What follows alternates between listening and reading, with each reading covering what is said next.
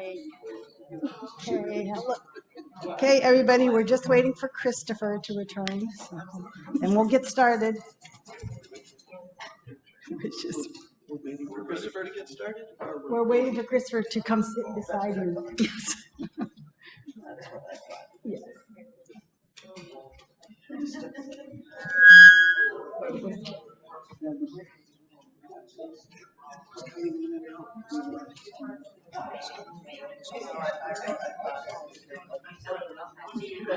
Yes.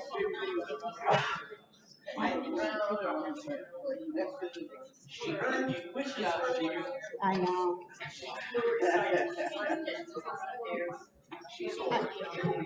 I can't. She also, afraid this is going to be a long one. she also heard the squeal, which Well, I'm faculty. I've been through long meetings yeah, before. yeah. It's up to you. I can keep her under here.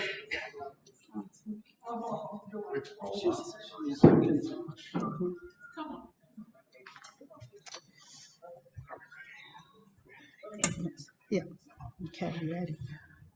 Okay. Our opening words are from Reverend Erica Hewitt. I don't have anything to say. Well, I do, but it might not be interesting to anyone. I have secrets inside of me and struggles, and I don't know if I'm ready to share them. I want to hear what you have to say. I want to speak of the deepest things together. I want to hear what you dream about, what you hope for. I want to know how you have come to arrive at this meeting along your journey. What if I speak and you don't understand me? I will listen and listen again until my hearing becomes understanding. What if I can't find the words to share the world inside of me? I believe that wise words will emerge from you. How can I trust you to hold my life stories, you who I may not even know? By knowing that as I receive part of your story, I will give you part of mine. How will this work? What will happen? What awaits us? We can find out anything just by beginning. Let us begin to listen and trust and to know one another more deeply. And we light this chalice in honor of the spaces in between us.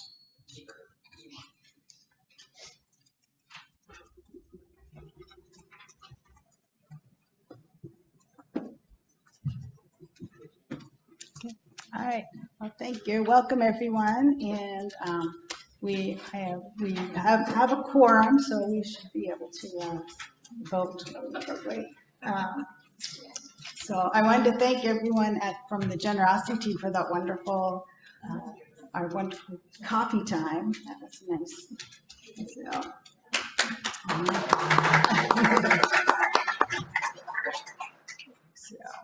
Okay. So our first order of business would be to, we need to appoint a parliamentarian. So is there a motion or a nomination from the floor of anyone who would like to volunteer for that role?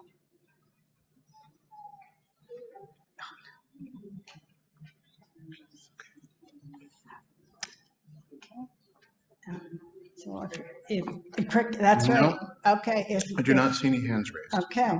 So if there is no one, then we need to have a motion to have the meeting without a parliamentarian. Second. Okay. Okay. So all in favor? Aye. And anybody oppose? And anyone abstain? Okay. People on. Yeah. Yeah. Yeah, that's fine. Yeah. Okay. I understand. So, is everybody on Zoom okay with that? Oh, okay. Big baby.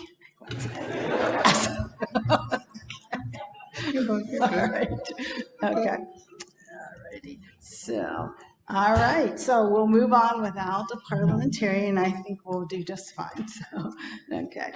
So first thing we have to do is approve the agenda and the rules of the meeting. So the quorum is 30%, which is 60 people, and we have that. So voting on the items is for the entire slate as a whole. Voting will be by voice here in Fellowship Hall, and for those on Zoom, there's a poll that Bradley will let me know how that's working.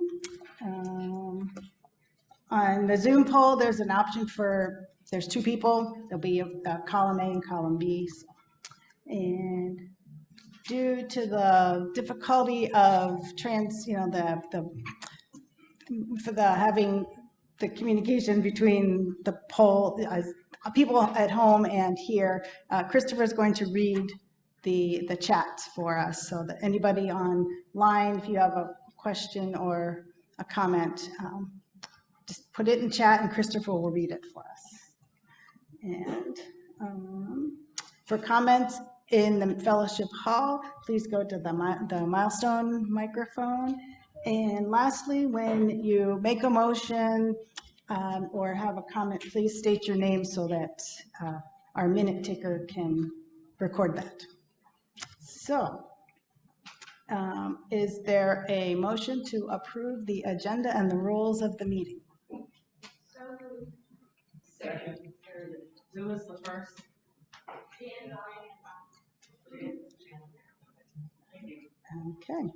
Okay, any discussion? Okay, so we vote. All in favor say aye. Aye. Any objections? No, any abstentions?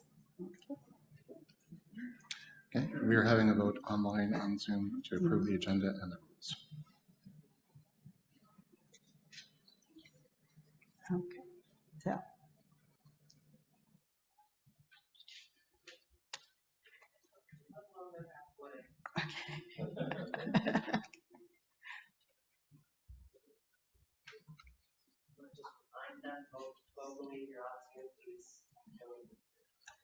Okay, so yes, if you're on Zoom, we're asking you to vote now for the approval.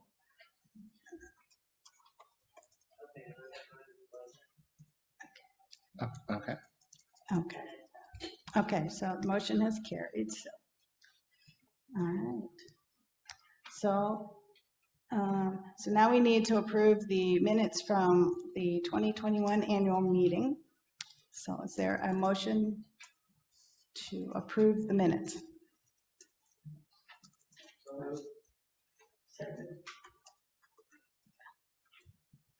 Did you get those? Okay, all right. All righty, so is there any discussion? And so if not, then let's vote. All in favor, say aye. Aye. And any abstentions or objections? Okay. And now we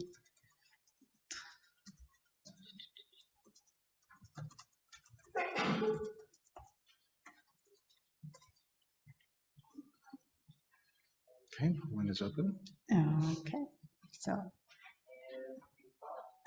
so that motion has carried. So now, There was also a movement on Zoom. Okay. okay, all right, so now I wanted to invite Klaus Niesen, who's our Chair of Finance, to go over the budget with us.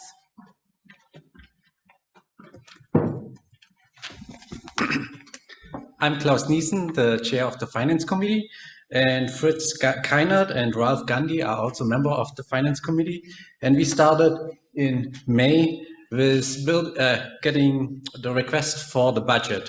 And throughout the year, we worked on the budget with the guidance of the board. Next slide. Initially, the budget turned out to be a deficit of $70,000. And we brought that down to a more realistic number, the $19,000 there. And in the past, while we did run deficits in our budgets in the past. For example, this year's budget is 38,000 in a deficit. The reality is that we don't normally spend all of the money. And so in the past, we always have ended up having more money remaining than we initially than the budget, the deficit that was projected. But obviously, the original deficit of 70,000 was too unrealistic, and we did need to cut down the budget to a more realistic budget. The primary, mostly the expenses are similar to last year. The primary differences are some staffing. Small things that haven't made into the budget, those can still be funded by other monies that doesn't come out of the budget. So if you are affected by that and you do need money, do step up to the board, or Bradley can help you out as well. So on the next slide, about the staffing, that's the biggest change there. The religious educator and the member coordinator, those positions are currently not filled, and we are actively searching for people to fill those positions. And because of that, the reality is that we don't find somebody right away. So in order to make the budget more realistic, we put down 6 months of paying for those positions. And that got the budget more into a realistic amount. If you look at this year's budget that was passed last year, there we had those positions in it as well. And those positions weren't filled, so we didn't spend the money. And so we put that more realistic. The one thing that we all want to mention is that if we find an awesome candidate for the religious educator or a membership coordinator, today, we would hire them on the spot. We will make sure that the money is found. Remember that the budget is a guidance on where we should stay financially, but it's not a solid stone wall that we couldn't deviate a little bit on that. The budget includes still all the staffing that we have, the minister, administrator, youth advisor, RE helper, and it includes also a small raise for the administrator. The budget does not include music staff. And on the last slide, we have kind of, again, an overall result of the current budget. So with that, I would open up for questions and answers. Do we do that here too or not? Since we had already Q&A sessions. Okay. Are there any questions, issues before we start voting on the budget? Going once? Going twice? Thanks, Klaus. Are you online? Nothing online. Okay, good. All right, so, all right. Comment from Zoom chat from Mike Frankham. Thanks to Klaus. That was a good description of the current situation. And Mike serves on Mike is the treasurer of the board, so he's well aware of this. Yes. Okay, so we have a motion to approve the 2023 budget. Jenny Bogart. And Doug second. Okay, all right, is there any discussion? Okay, so with anything online? Nothing currently online. Okay, good, so then let's vote. Everyone in favor, say aye. Aye. Any objections? And any abstentions?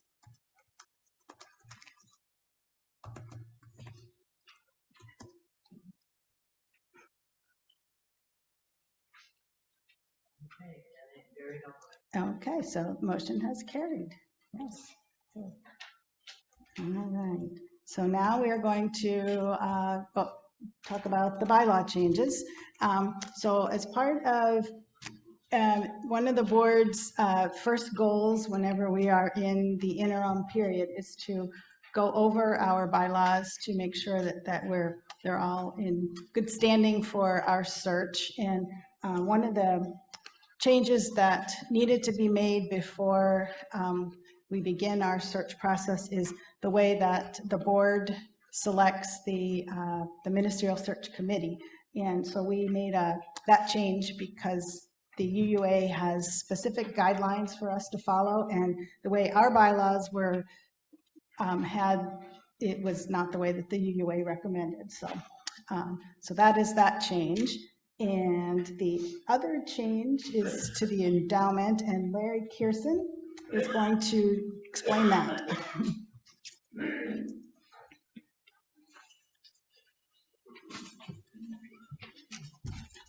Thank you. The good news is we have an endowment. I say that because it does sometimes fly under the radar, and I think people aren't even aware that we have an endowment fund. It's in good shape. It is there to meet the long-term needs of the fellowship and to give us some backup insurance going forward. As you can see in your materials provided, there are some significant changes in the bylaws relating to the endowment. I'll provide just a bit of background about why we did that, and then we'll have the opportunity for questions and discussions if you desire. The endowment was chartered in about 1995. At that time, the administration of the endowment fund was by two committees, an investment committee, an acquisition and disbursement committee. That's been on the books ever since we started the endowment. Over the past several years, there has been some recognition that isn't as efficient as it might be. With the two committees, there always was the opportunity for something to fall between the two. And also, we would require 8 members total for the two committees. There aren't a lot of people that see endowment committees as exciting and challenging opportunities. So there have at times been difficulties in trying to fill all of those positions.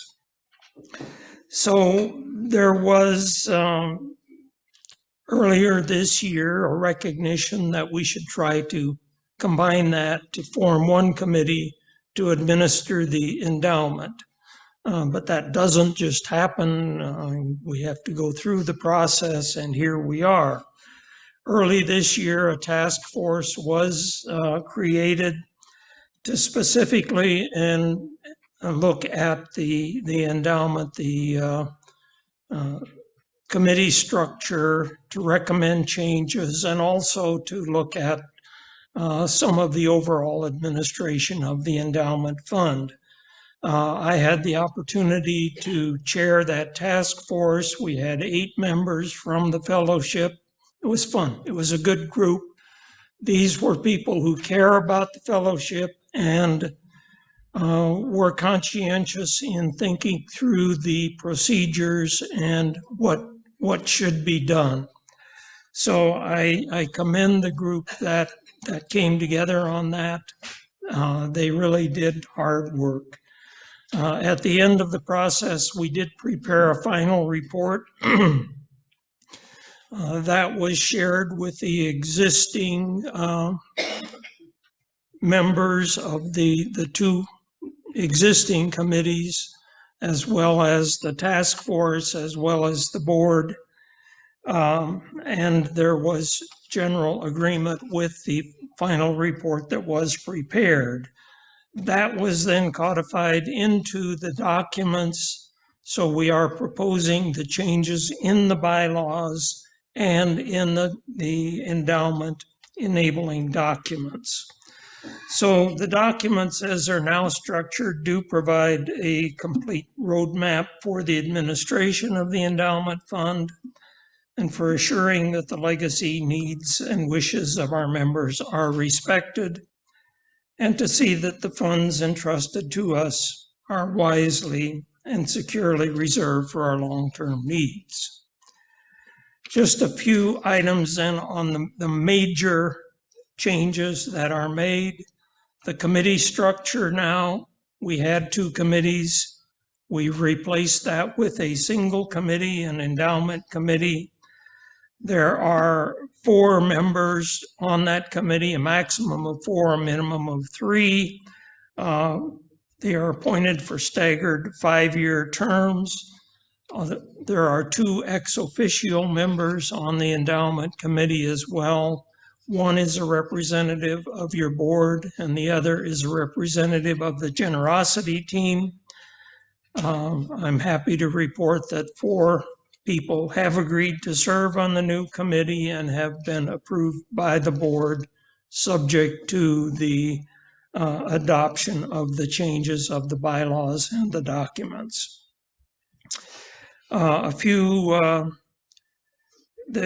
As we go through the bylaws, I'm not going to spend a lot of time going through them because we could take a lot of time to do that. But we do highlight the different fund categories that are available. This is a little better definition of the way we have really been operating for some time.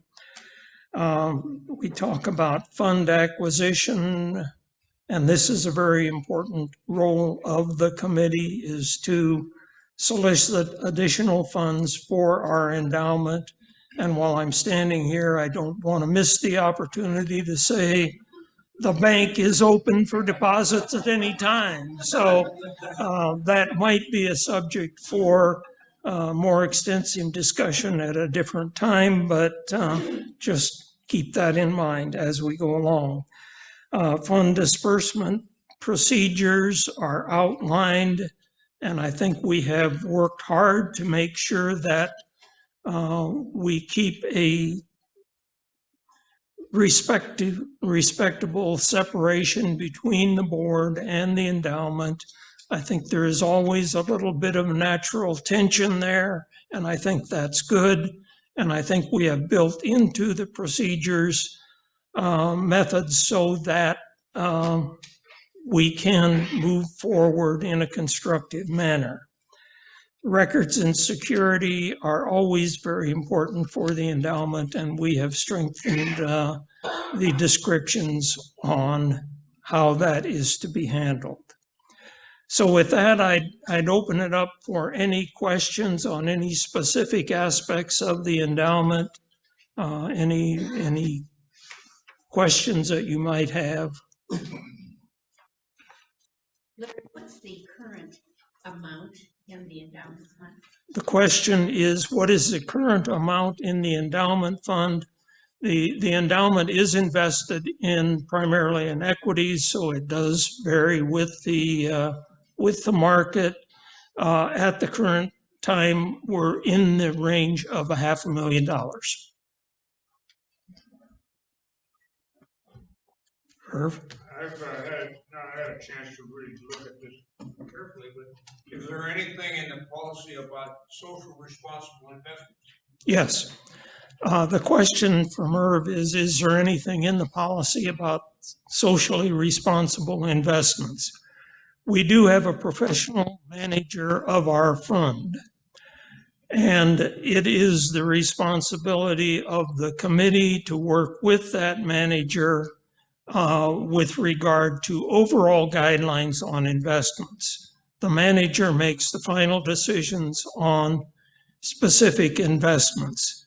The manager that we're working with has a screen in their process for looking at investments that is called social responsibility. So that's a fairly broad term, and social responsibility is defined differently by a lot of different people.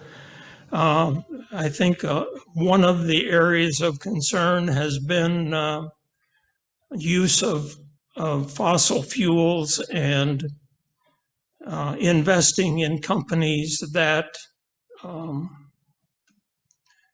use or are responsible for generating power from fossil fuels. Even this can be subject to some judgment, because you look, for example, at Mid-American, which is providing a big portion of the electricity used in the state of Iowa from wind power, but they also are fossil fuel driven generation in other respects. So there are always question marks with regard to specific investments. I can say only that we do not specifically look for investments in energy companies. We try to avoid those whenever possible. We instruct our fund manager to be as socially responsible as possible and to question us if they have any questions about a specific investment. But that said, there are always some gray areas, and we'll try to deal with those as best we can. That's kind of a long-winded answer, but question? I was on this committee, thankfully, with Larry. The group did a lot of work. Go to the microphone.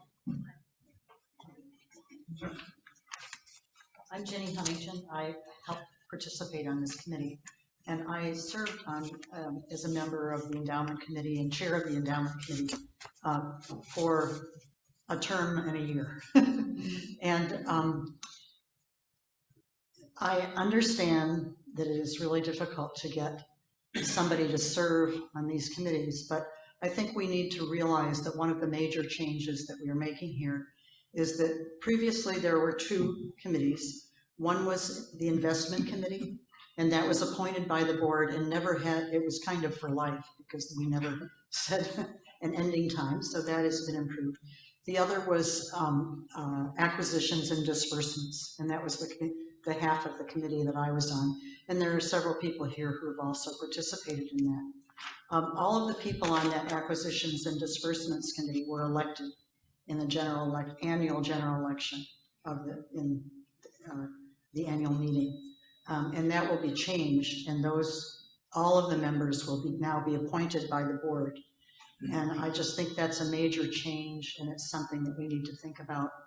I'm representing a minority view in that I need to be concerned about that. Thank you. Just to reinforce again what Jenny has said, that the way that we have structured the documents now, if there is a vacancy on the committee will look for a replacement. If they find someone who is in agreement with serving on the committee, it must go before the board for approval. So there is no longer the requirement that there be an election from the annual meeting. The appointments are made by the board.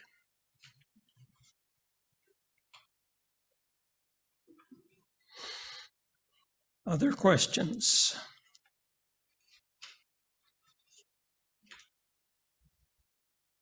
Anything online? There's a comment. There's a comment from Sam Wormley. To everyone, thank you, Larry.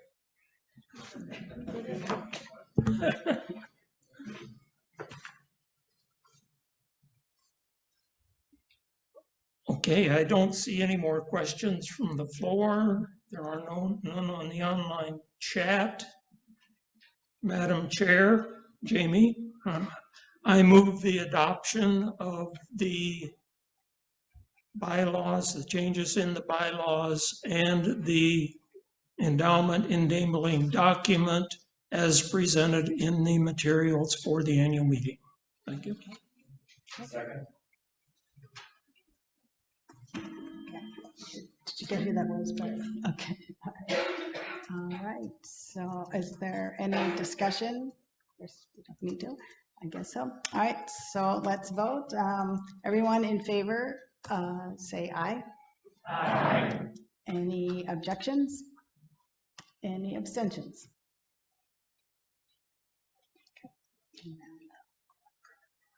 Polling is open online.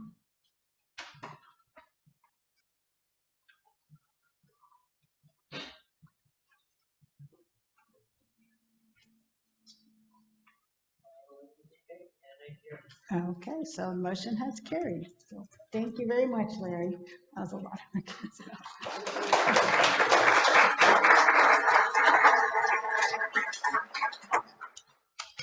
All right, so now I'm going to invite Molly Helmers, who's Chair of Nominating, to talk about our slate of officers. Good morning. Can you hear me okay? Oh, sorry. So briefly, the nominating committee was meeting weekly, if anyone would like to join, weekly from June through August or September. So the group of us that met was Carol Crosby, Dan Haug, myself, Kitty Fisher, and I'm missing one, Sam Wormley online. And so we did meet virtually to touch base. As you can tell from the previous discussion, the board has a lot of power, I guess. So you could say it makes important decisions on our behalf. So these are important things to nominations to consider when we're appointing board members. So the candidates that we are presenting for next year, I'm going to start with our nominating committee member. We will have Dan Haugs will cycle off, and nominating committee member candidate is Nicole Ossie. And then we also have the candidates for the board. We have 2 at-large board members. We have Jeff White and Mark Witherspoon. We have a secretary-treasurer who will serve a 2-year term. Mike Frankham has agreed to do this again, and a special thanks to Mike. He is serving a 2nd consecutive term as secretary-treasurer, and his skills and input are highly valued. Then for our presidential line, we have coming in as Vice President Tegan Woline. And I should explain this briefly for those of you maybe who haven't served on the board or don't know. We have someone come in as vice president. The next year they move to the presidential position, and then they move to past president. So the presidential line is a 3-year term. This year, our vice president is Christopher Chase. Christopher will be moving to past president. We have a slightly non-traditional way of cycling through this year. Christopher is going to move to past president. Jamie Gerganis has agreed to stay on as president for 1 more year. So essentially they're swapping. Jamie will serve a 3-year term. Christopher will serve a 2-year term. I might mention that that our cycle last year kind of got off when we had someone step down. So we're getting back into the regular rotation. So, and I will also mention that this transition helped facilitate the interim ministry and some continuity that we wanted to have on the board moving forward, since we are on a January to December board cycle, not a July to June board cycle. So keeping Jamie in a position for 1 more year will also help with that transition. I believe that is all I have. Are there any questions for the nominating committee?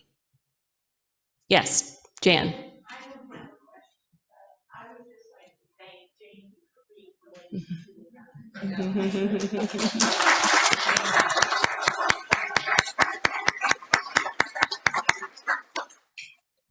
to Mary. Having served on the nominating committee, I know what a job that is. So I want to especially thank the nominating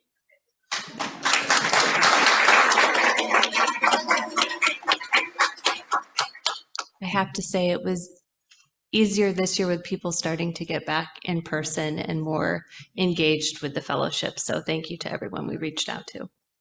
Any other questions? Okay. Nancy. Not a question, but having been a member here a long time, I'd like to thank Mike Frankham for being willing to continue. Because 1 year, well, for a period, I was the administrator here, and it's very important that someone strong be in that position.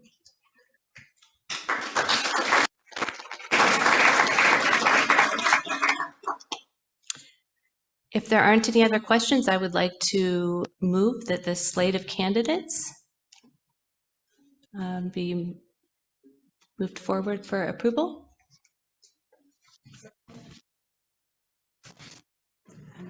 Okay. All right. Any discussion? All right. Mike Frankham online says, thank you, Nancy. That's nice. All right. So all in favor, say aye. Aye. Anybody opposed? And any abstentions? Okay. Okay. Polling is now open online for the slate. Okay, so motion carried. And so thanks, Molly.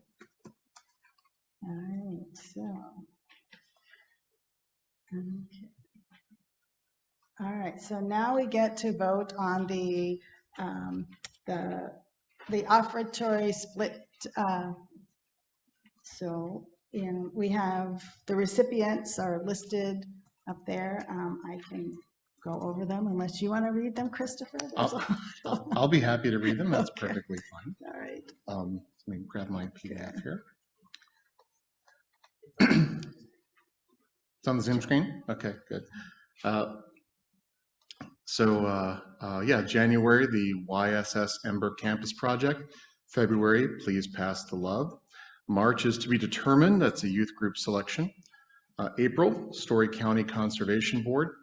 May, Iowa Arboretum Treehouse Village Project. June, Ames Community School District, I believe English language learning. July, Prairie Flower Children's Center.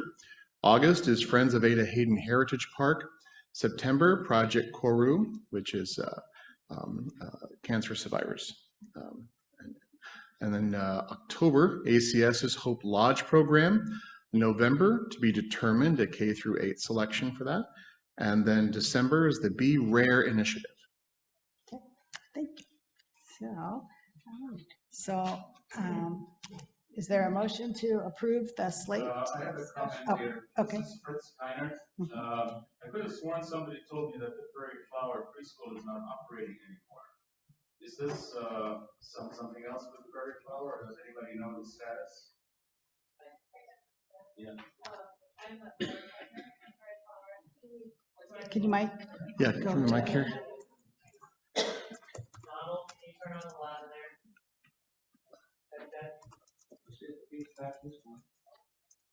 Check. I'm the board treasurer for. Thank you. I'm the board treasurer for Prairie Flower.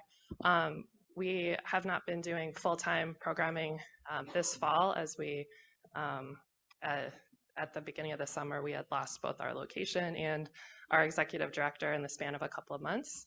But we have secured a new location to be starting mid-spring, we hope, and are also currently hiring a director. So we've had a bit of a setback these past couple of months, but are very much planning to continue and be back.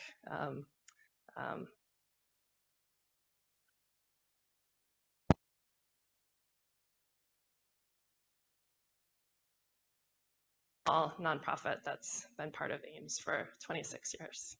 Thank you.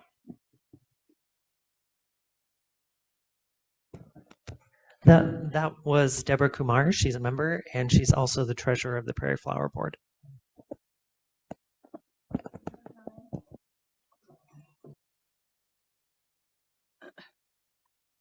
I haven't seen a full list like this in the past at annual meetings, and I love to see it, and there are many wonderful things on here. My concern is that there is little or no help for the poor and disenfranchised in this area. And when we think of our commitment to the eighth principle, that seems like a bad direction to go. There was mention of English language with the donation to the to the public schools, but that's a very small part of the needs in a community where there are many poor and disenfranchised people.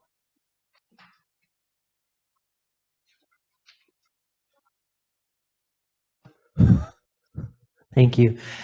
So just a note about our process here. So we've done this kind of process for, I think, 4 years now, where we solicit ideas from the congregation. And then that list, if it's a big list, it goes to the congregation for winnowing down. And if it's a small list, like this year's was, it just goes straight to the board for approval to move forward to the congregational meeting. So this is exactly the number of ideas that we got. So this is a really good reminder that if we want these things, it's very important that you stay tuned in, that you stay reading the weekly email and checking, paying attention to the announcements on Sunday so that you can participate in the process.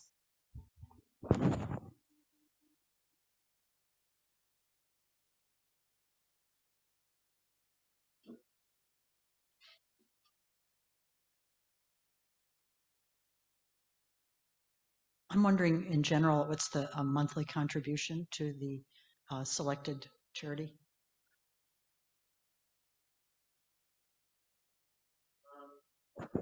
That can vary quite a lot. The recipients for since the last annual meeting are out on the bulletin board that is by the stairs. It probably averages somewhere between 300 to 500 per month, but it has been quite a variance. This year we had one that only received $75, for example.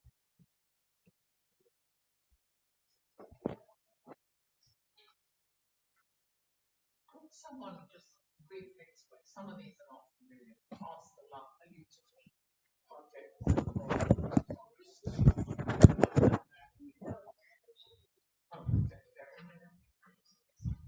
I'm Dan Hauk. I had a question about the April recipient. I'm just wondering if Story County Conservation Board is able to accept donations directly. I know there's also a group, Outdoor Alliance of Story County, that raises money for projects on their behalf. The Story County Conservation Board is eligible. All of these have been checked. They have a Friends Foundation, essentially.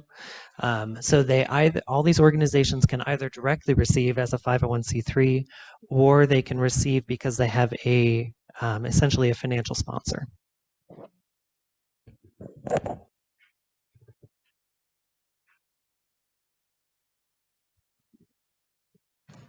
So, any more questions?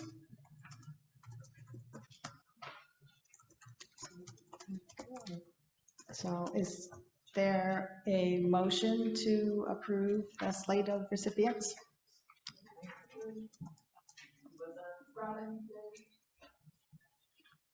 Second?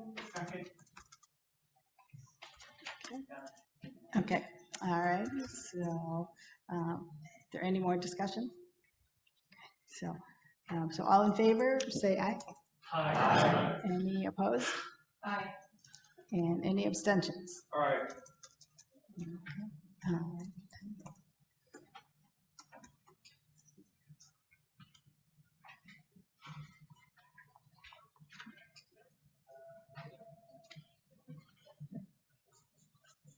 Okay. Online, we have one objection, and all the remaining are Okay, all right, so the motion carries. Okay, so, okay, now we're going to move on to the recognition of our outgoing board members. So, Okay. So we have 3 this time around because Mike Frankum is staying on as our treasurer. So we thank you, Mike, for that. And, so if David Brenner, Sarah Carlson, and Sam Ossie could please come forward.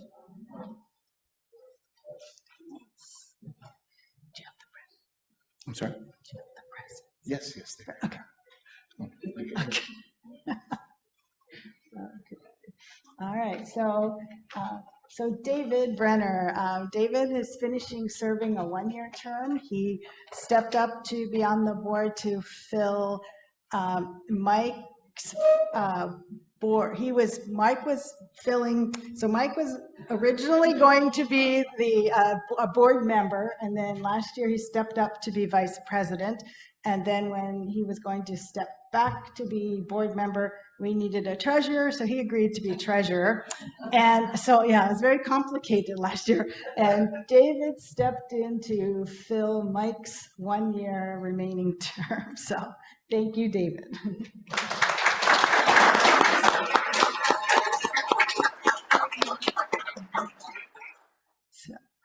Okay, then we have Sarah, and Sarah is finishing up 4 years on the board, everyone. So she was our vice president, the interim president last year, and now past president. So, and she is now stepping off the board, but she is continuing on the transition team. So we want to thank Sarah for everything she's done.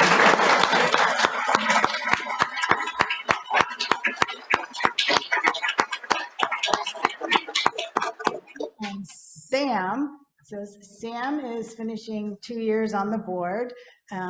He has been a great help with us on the tech team, getting all of this wonderful equipment installed and working. And he also was doubling as the chair of the RE committee, and has really put the gotten our programming put together without having a DRE involved. So thank you so much, Sam.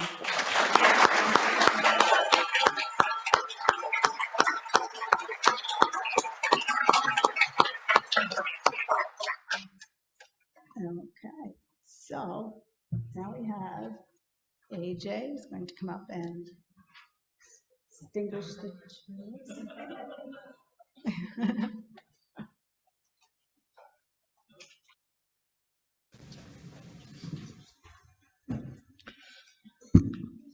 Our closing words are from Barbara Hamilton Holway. Go now in peace. Deeply regard each other. Truly listen to each other. Speak what each must speak. Be ready in every moment to disarm your own heart and rejoice in this love that you have begun. Amen. Okay, thank you. So, thank you, everybody. All right, we did it.